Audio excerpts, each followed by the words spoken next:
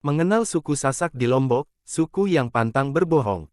Indonesia adalah sebuah negara dan bangsa di dunia yang sangat kaya.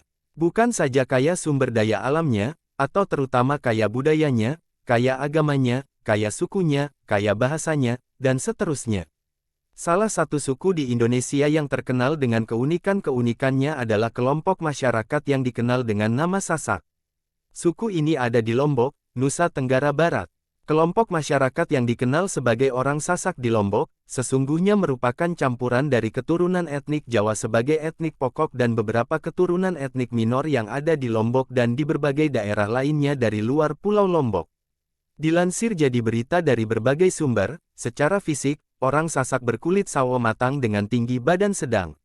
Rambut bervariasi mulai lurus, ikal tetapi tidak umum berambut keriting. Bentuk mata tidak bundar tetapi tidak juga masuk kategori sipit, sebuah perpaduan yang menghasilkan bentuk mata yang indah seperti buah almond. Demikian pula paras muka, sulit dibedakan dengan paras muka ras Melayu dan Jawa. Secara sosial keagamaan, mayoritas orang Sasak beragama Islam atau Muslim. Orang Sasak sangat menjaga agar salatnya tetap tegak. Apapun yang sedang dikerjakan, bila mendengar panggilan azan, maka akan bergegas pergi ke masjid-masjid yang banyak bertebaran dan mudah dijangkau. Semangat membangun masjid di kalangan orang Sasak tak ada duanya. Ada pandangan bahwa, membangun masjid merupakan tiket langsung untuk melaju ke surga.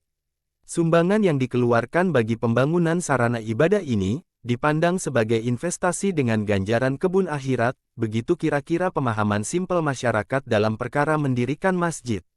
Pada konteks pergaulan, orang Sasak bersifat terbuka dan lugu. Dalam soal toleransi dalam bergaul, ada kecenderungan dilakukannya secara berlebihan. Ini terlihat jelas pada pilihan penggunaan lebih banyak bahasa Indonesia dalam percakapan antara sesama orang Sasak yang belum saling mengenal. Akibatnya, kaum pendatang tidak merasa perlu mempelajari bahasa Sasak, karena orang Sasak sendiri tidak gencar menggunakan bahasa daerahnya sendiri. Secara mencolok, hal ini terlihat di kota Mataram yang plural, di mana di toko-toko, bahasa Mandarin digunakan dengan leluasa sebagai percakapan dagang pemilik toko, kendati pun di situ ada orang Sasak yang sedang berbelanja, dibiarkan saja terbengong-bengong mendengarkan. Wataknya yang konsisten, Sasak, tindik merupakan karakter lain orang Sasak. Mereka tidak cukup pandai dalam hal tipu daya. Kadang-kadang mereka tidak tahu bagaimana harus berbohong. Karena mereka sejak kecil tidak pernah diajar berbohong. Kalau mereka sudah berbuat janji, janjinya dapat dipegang dan pernyataan-pernyataannya tidak mengandung kebohongan, walaupun tanpa berikrar atau bersumpah. Orang Sasak tidak mau bersumpah, apalagi mau bersumpah atas nama Allah hanya sekedar untuk menegaskan pernyataannya. Mereka jelas tidak akan pernah mau berbohong, karena berbohong justru akan merendahkan harkat dan martabat diri mereka sendiri. Jika kamu membutuhkan seseorang yang bisa dipercaya, mungkin kamu perlu berkenalan dengan orang dari suku Sasak.